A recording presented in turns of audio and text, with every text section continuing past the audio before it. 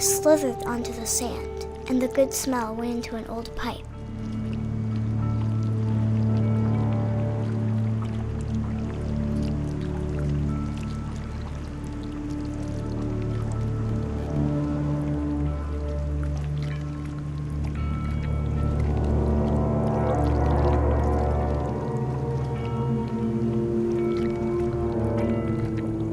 I got closer and closer.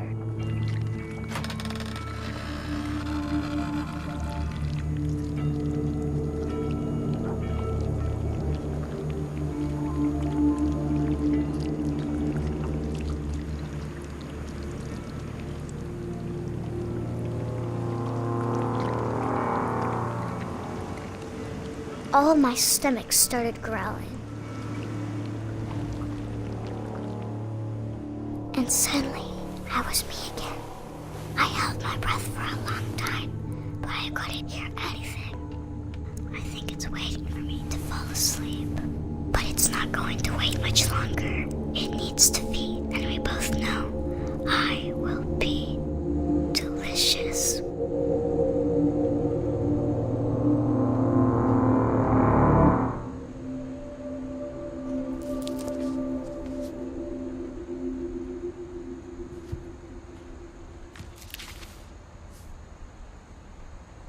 I'm not sure if I believed all of that, but I'm sure Edie would have.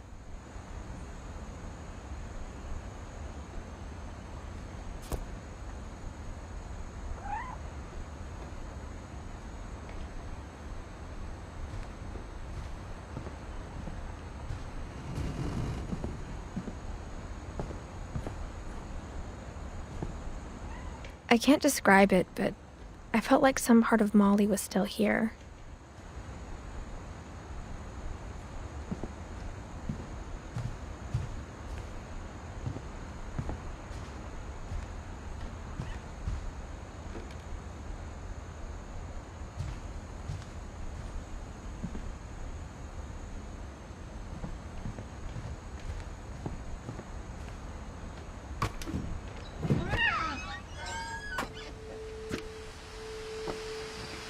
This will be obvious later, but my mom never told me any of these stories.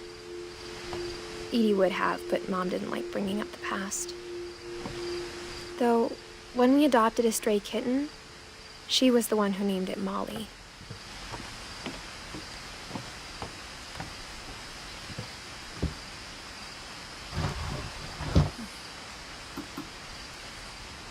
I spent a lot of time in Great-Grandma Edie's room. We got along, and it was a good place to hide from my mom.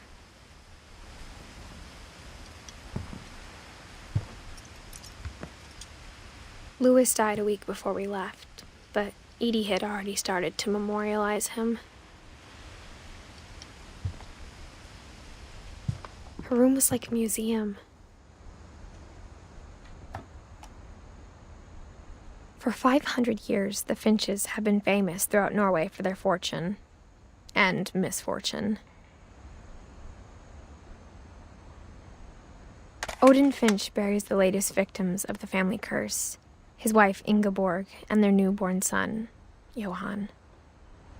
On January 7th, 1937, he set sail with his family and his house, hoping to leave the curse behind. But 40-foot waves off the coast of Washington send the house and Odin to the bottom of the sea. Odin's daughter Edie, with husband Sven and baby Molly, step ashore on their new home, Orcas Island. Odin Finch is the first to be buried in the new family cemetery. His daughter Edie is already dreaming of a new Finch house.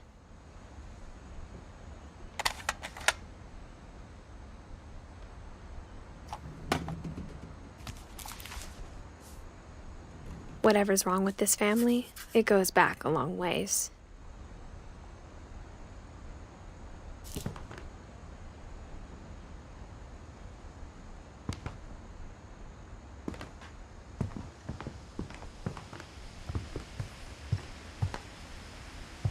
Edie gave a big interview about a mole man living under the Finch house. My mom was furious.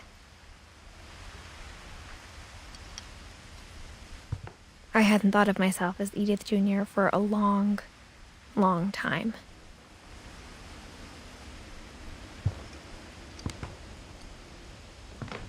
When Edie told people Sven was killed by a dragon, she could also have said he was building a dragon-shaped slide that collapsed. She could have, but she didn't.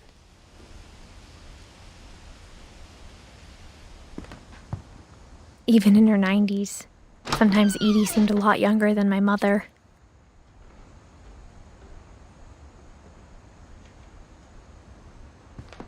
The only trace Grandpa Sam's first wife, Kay, left on the house was the pink bathroom. It was a pretty big trace.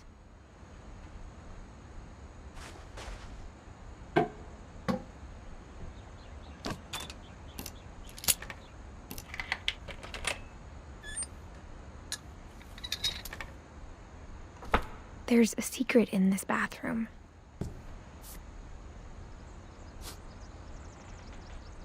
It's in the last place you would look.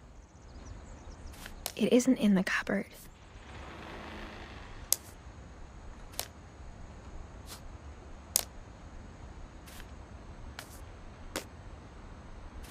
It's hidden in this book.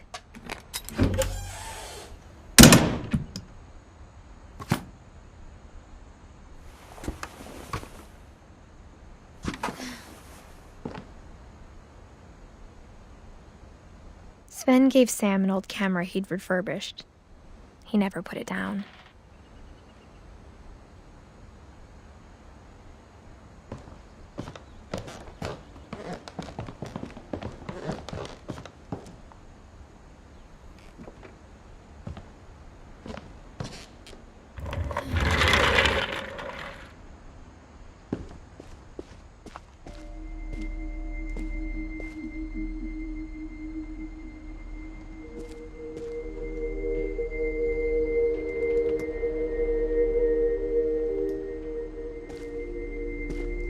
I knew Grandpa Sam had a twin,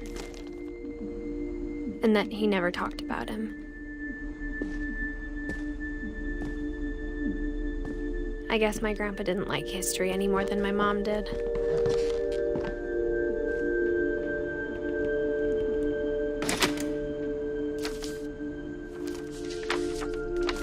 How I Want to Remember My Brother by Sam Finch.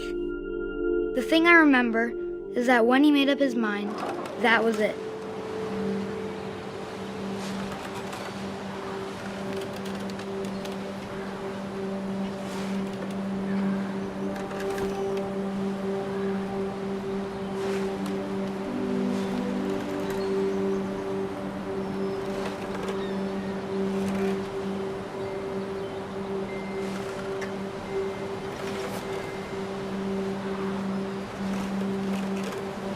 My brother said he'd die before he ate another mushroom, and he did.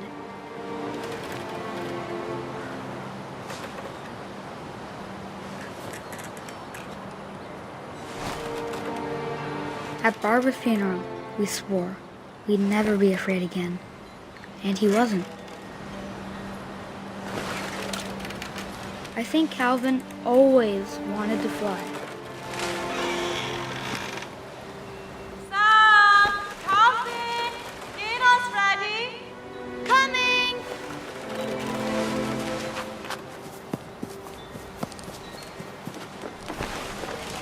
But that day, he finally made up his mind to do it.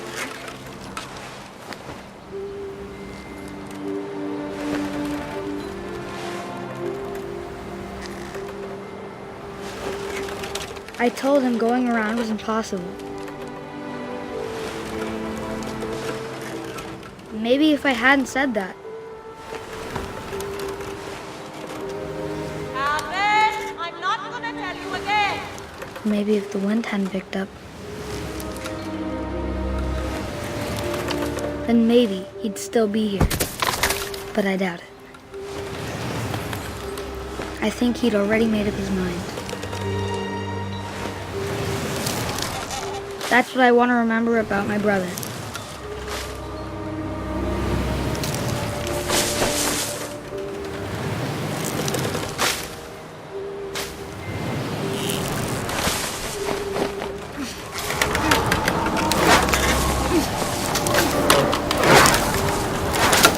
the day he made up his mind to fly. And he did.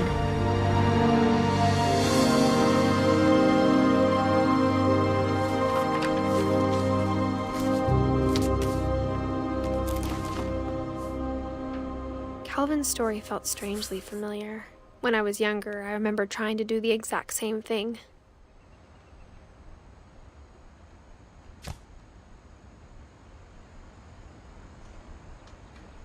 After the funeral, Edie roped off Calvin's half of the room.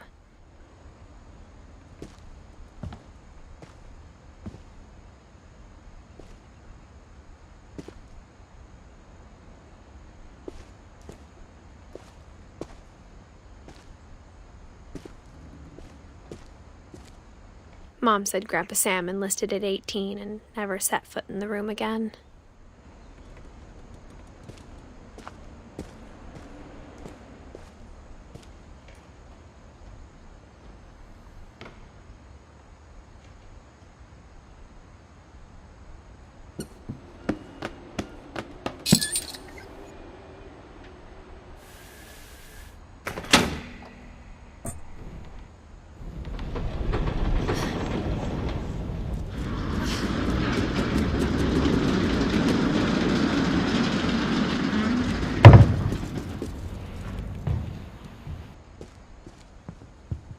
The passages were a pretty tight fit. They'd obviously been built for smaller hands and bellies.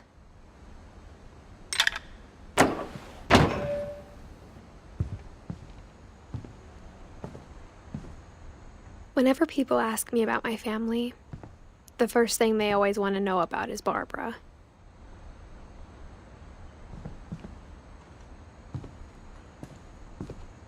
Mom must have locked the third floor stairs on the night we left.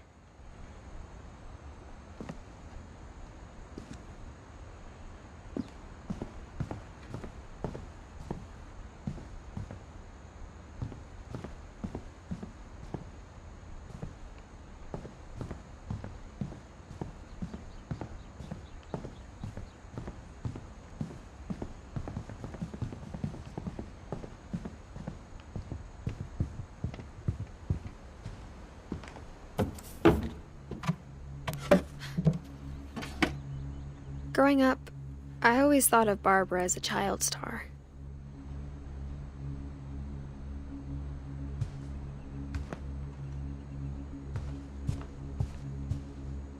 I never thought about how hard it must have been for her afterwards.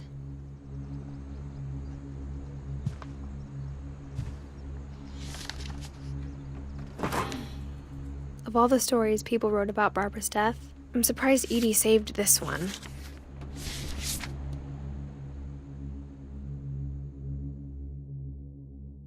Old Jack here with another ghastly tale inspired by America's most unfortunate family. I'm calling it The Surprise Ending of Barbara Finch.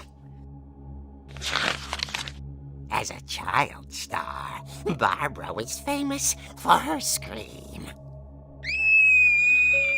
Now at 16, she was all washed up. A has-been. But in a lucky break, she'd been asked to perform her signature scream at a local convention for monster movie fans. It was just the boost her career needed. Unfortunately, her scream hadn't aged well. Getting better. I think you just need the right motivation. Her biggest fan and current boyfriend, Rick, was about to demonstrate when... Now that was a great scream. It was Barbara's father, Sven. He'd slipped into a table saw and had to be rushed to the emergency room. So Barbara got stuck babysitting her youngest brother, Walter. Her convention comeback was canceled. Okay, I'm hearing frustration, but I'm not hearing terror. What if I tried... A gang of hoodlums in Halloween masks have been terrorizing Orcas Island tonight. Police are urging residents to... That came from the basement. You're right! Also, I loved your delivery on that. Why is your basement door locked? Because my dad likes making puzzles and secret passages. There's a key hidden in the music box. The secret is to keep winding and winding until finally the key pops out. Thanks, babe. I'll be back in a sec. 20 minutes later, Rick hadn't returned. So Barbara went to look for him, right on cue. She reached for the music box.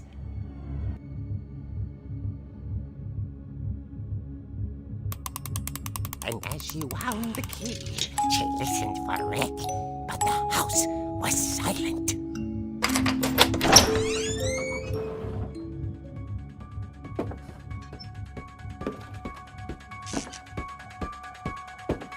She found Rick's crutch and imagined the worst.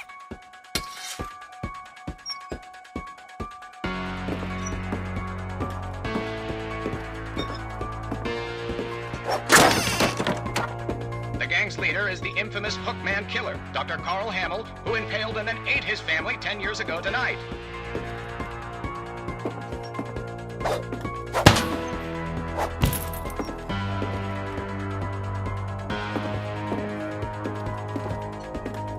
The old fridge rattled and grew still. Oh dear! Oh! Rick? Barb, relax. I was just trying to scare you to help you find your scream. Well, I'm not scared, Rick. I'm furious. Then act furious. All I'm getting from you now is that you're hurt and confused and She threw him out, but she kept a little something to remember him by. Barb, have you seen my other crutch? And she was still holding it when she fell asleep watching the late picture show. Hours later... Barbara! Walter, what's going on up there? Ah! Okay, I'm coming up, but if this is a trick, you're dead, Walter.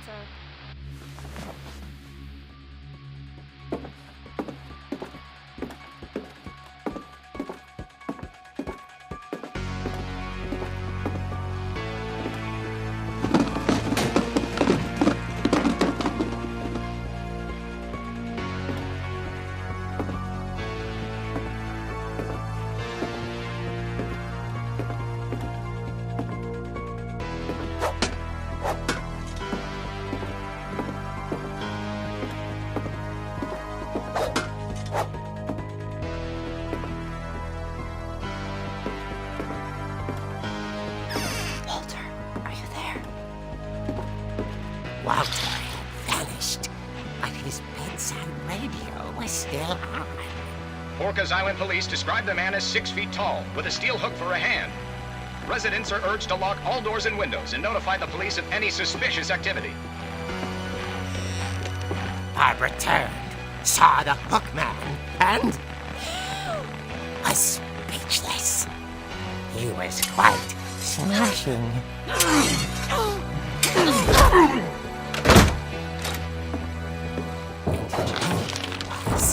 He couldn't get enough of Barbara. Okay, Barbara, there's gotta be another way out of here.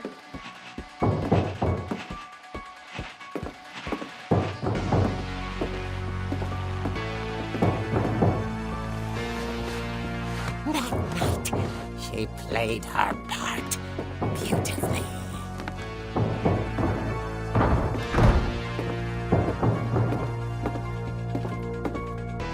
She thought about abandoning Walter, but just couldn't do it.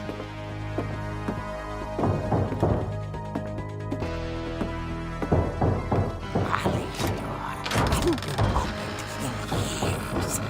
The hinges groaned.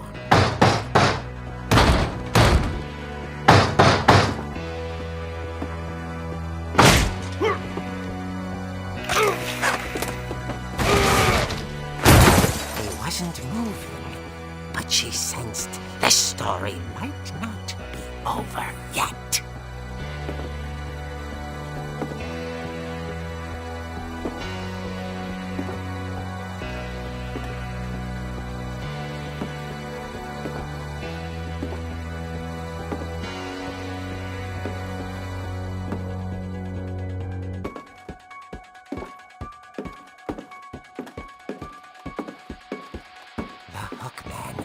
vanished.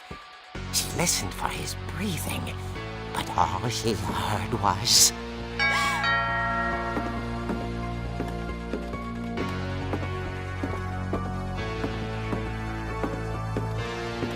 At the door, she heard whispering. It was coming from inside the house.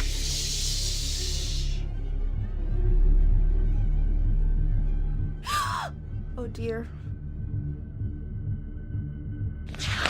The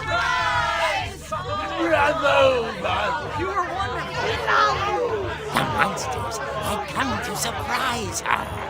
For Barbara, it was a dream come true. Then she saw what kind of monsters they were, and she realized what was about to happen. She was going to be famous. And with her final breath, Barbara Finch gave the performance of her life.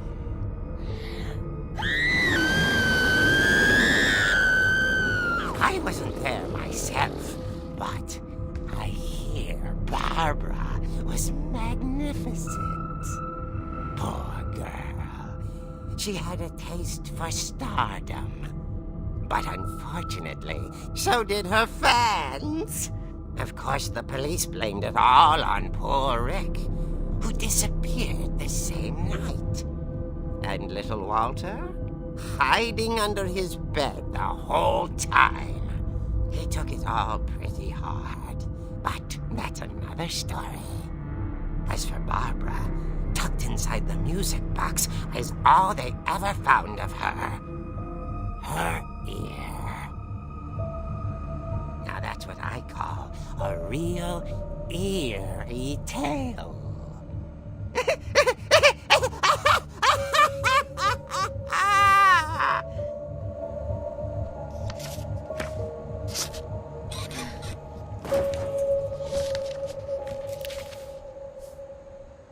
Edie told me all Barbara wanted was to be remembered, as absurd as that comic was.